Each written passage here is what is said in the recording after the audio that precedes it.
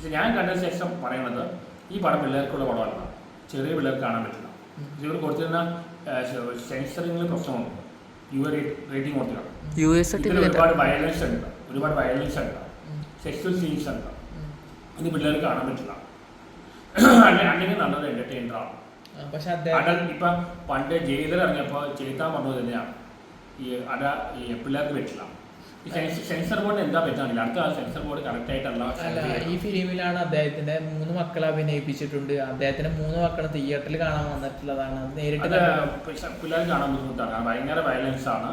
എനിക്ക് മനസ്സിലാവില്ല, അത് കാണിക്കാൻ പാടില്ലെന്ന് പൃഥ്വിരാജിന്റെ മോള് ഋതുരാജിന്റെ ഒരു സിനിമകളും കണ്ടിട്ടില്ല. കാരണം എന്താ, വയലൻസ് കാണിക്കാൻ വേണ്ടി അല്ല, അതിനുള്ള പ്രായം കുട്ടിക്ക് ആയിട്ടില്ല എന്നുള്ളത് കൊണ്ടാണ്. അതാണ് ആ പ്രായത്തിൽ അങ്ങനത്തെ ആ പ്രായമുള്ള 10 വയസ്സ് താഴെ പിള്ളേരും കാണിക്കുന്നതാണ്. അതാണ് ഞാൻ പറഞ്ഞത്. കാരണം ഇത് വയലൻസ് ഭയങ്കരമാണ്. ഇതുണ്ടാവും ഒരു അഡൽട്ട് ഓഡിയൻസ് ഇതിലും നല്ലതാണ്, അതൊരു എന്റർടൈനറാണ്. അല്ല, ഇപ്പം ജോജിവറിന്റെ മക്കൾക്ക് 3 വയസ്സുകൾക്കും എത്ര വയസ്സുണ്ട് അവർക്ക്? അവര് എന്താണ് മെച്ചൂർഡ് ആയത്. ഞാൻ പറയുമ്പോൾ പിള്ളേരെന്ന് ഞാൻ പറഞ്ഞ കാറ്റഗറി അല്ല അവർ.